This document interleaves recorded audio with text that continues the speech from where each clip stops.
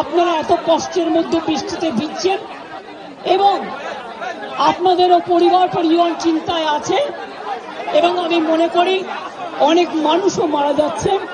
আপনারা প্লিজ দয়া করে, আপনারা আমাদেরই ঘরের ভাই বোন, আপনারা কাজে যোগদান করুন এবং আমি বলতে পারি আপনাদের প্রতি আমি কোনো অবিচার করব না। আমি একটা কথা বলে যাই, হাসপাতালের ডেভেলপমেন্ট, ইনফ্রাস্ট্রাকচার সব কাজ আমরা শুরু করে দিয়েছি এবং করব।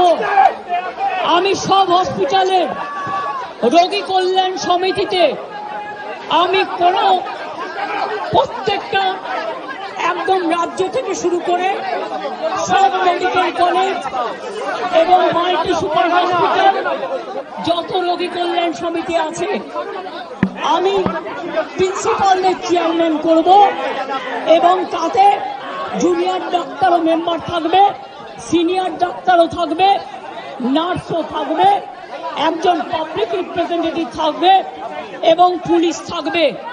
এই সিদ্ধান্ত আমি নিয়েছি।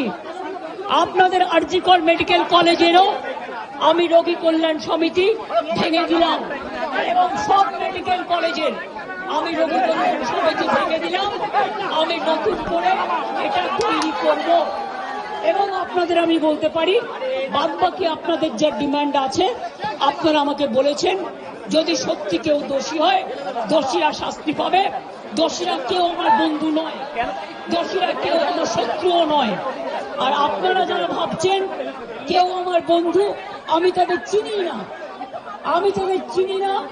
আমি তাদের জানি না এবং আমাদের সাথে কোনো সম্পর্ক নেই। তারা এসছেন প্রসেসের মাধ্যমে, এই প্রসেস ফাইনাল হয়ে আমার কাছে আসে এবং তাই মাত্র 1 মাসের মধ্যে যারা এসছে তাদের কথা মার্ডারের সাথে দুর্নীতির সাথে যুক্ত থাকে আমি নিশ্চয়ই সাধ্যমতো চেষ্টা করব কথা বলে অ্যাকশন নেবার।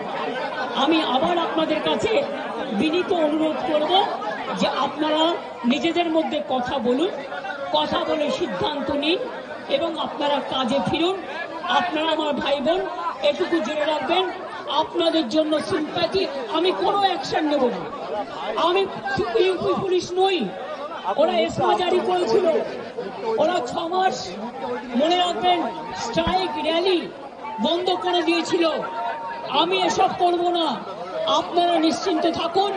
কোনো ডাক্তারের বিরুদ্ধে, কোনো কারো বিরুদ্ধে কোনো অ্যাকশন নেবার আমি বিরুদ্ধে।